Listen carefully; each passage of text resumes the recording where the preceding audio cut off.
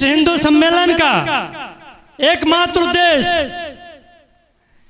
यह है कि हम सभी लोग एक साथ संगठित हो जाएं, नहीं तो कुछ महीने पूर्व यानी 1, 2, 3, 4 महीने कुछ ही समय बीते हैं, हमारे पड़ोसी देश बांग्लादेश में जो कल कुछ दिन पहले हमारे हिंदू भाई दीपू चंद्र दास की निर्मम तरीके से हत्या कर दिया गया, क्योंकि वहां पर हम लोग कमजोर हैं। हिंदू बांग्लादेश में कमजोर है, इसीलिए उनकी निर्मम तरीके से हत्या कर दी गई। और आज दिन प्रतिदिन हम लोग भारत में भी जनसंख्या कम हो रही है हम लोगों की। तो यह हिंदू सम्मेलन का उद्देश्य है, जहां पर आप लोग पीछे देख सकते हैं संगठित हिंदू लिखा हुआ है। आप लोग कृपया 2 मिनट का समय देकर अवश्य सुने। यह हम अपने कल्याण के लिए नहीं बोल रहे हैं, हम संपूर्ण भारतवासियों के लिए बोल रहे हैं। यह हमारा बयान कल YouTube पे जाएगा, जिसका नाम है सनातन सुरक्षा समिति। आप लोग कल सनातन सुरक्षा समिति पर यह सब चीज देख सकते हैं। मेरे कहने का उद्देश्य है हम सब लोग एक हो जाएं, कोई भी जात पात में नहीं बटें। 2 मिनट खड़ा होकर सुन लें आप लोग। हम लोग कोई भी जात पात में नहीं बटें, सब कोई हिंदू हैं और सब कोई संगठित होकर रहें, और सब कोई अपने अपने घर में तीर, भाले, तलवार, अस्त्र और शस्त्र रखें, क्योंकि हमारे प्रभु श्री राम भी हथियार रखते थे कि नहीं रखते थे?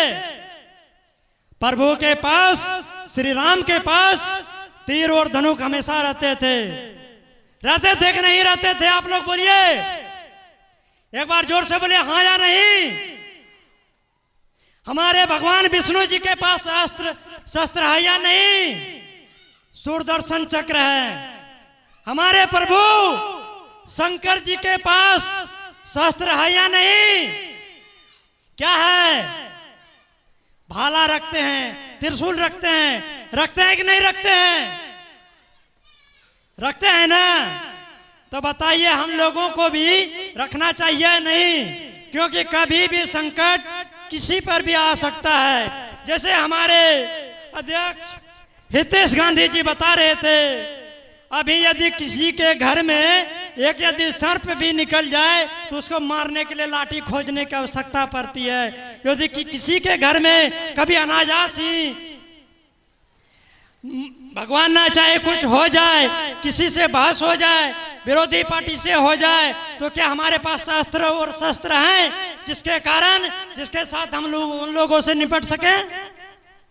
नहीं है। इसीलिए मेरा यह बात आप लोग सुने, सभी कोई अस्त्र और शस्त्र रखें।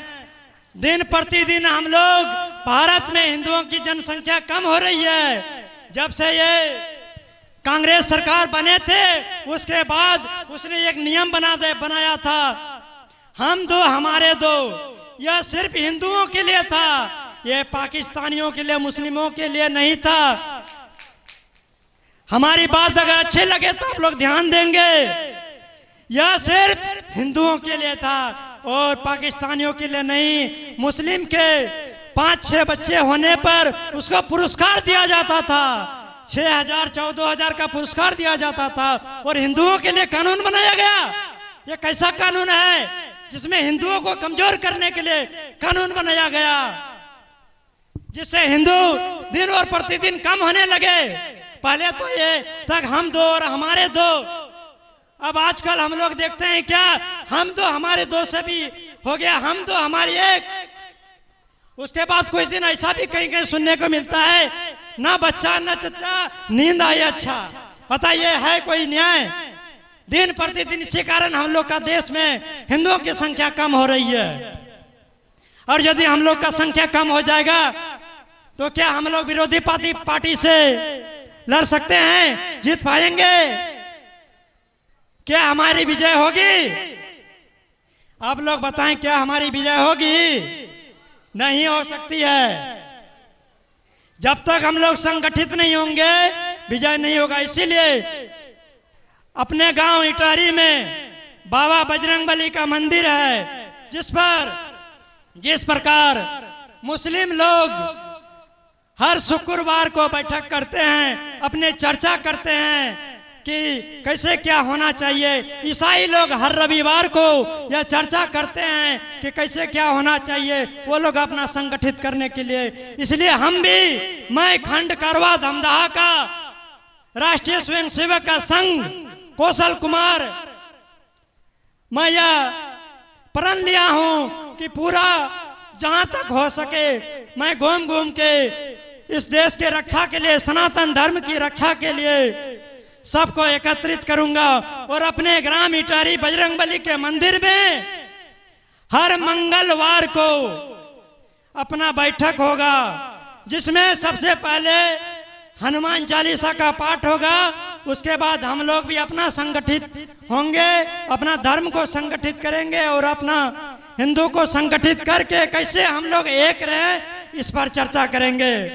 तो इसी के साथ मैं अपने वाणी को विराम देता हूं। सबको एक बार बोलेंगे, भारत माता की, भारत माता की वंदे। महा हिंदू सम्मेलन में जो हमारे अंतर्राष्ट्रीय तौर के जो प्रवक्ता थे, जो कि 4 प्रवक्ता बाहर से आए हुए थे, तो हितेश जी को सम्मानित करने के लिए हमारे सत्यप्रकाश जी जो कि सचिव हैं हम लोगों के, और अंग वस्त्र से उनको सम्मानित करेंगे। और सम्मानित करने के लिए बहुत खुशी की बात है। और जो भी बातें बताई, इस क्षेत्र में पहली बार यह जागरूकता अभियान चलाया गया और फर्स्ट बार होने के कारण आदमी समझ नहीं पाया कि यह चीज होता क्या है। सभी को अपने धर्म के लिए लड़ता है, सब कोई अपने कर्म के लिए लड़ता है, मगर हम हिंदुओं को कई जातियों में बांट कर करके इसे वंचित कर दिया है। तो और हमारे अंग वस्त्र से हमारे प्रवक्ता और प्रखंड स्तरीय जो कि अंग वस्त्र से सम्मानित करेंगे। चलिए, और सबको ताली बजा दिया जाए। और जितने भी हमारे माँ बहन हैं, जो कि प्रसादी का व्यवस्था किया गया है, आप लोग प्रसाद ले करके ही जाइएगा। साइड में ही प्रसाद वितरण हो रहा है, सब माँ बहन प्रसाद खाने के बाद ही जाइएगा। भारत माता की, भारत माता की।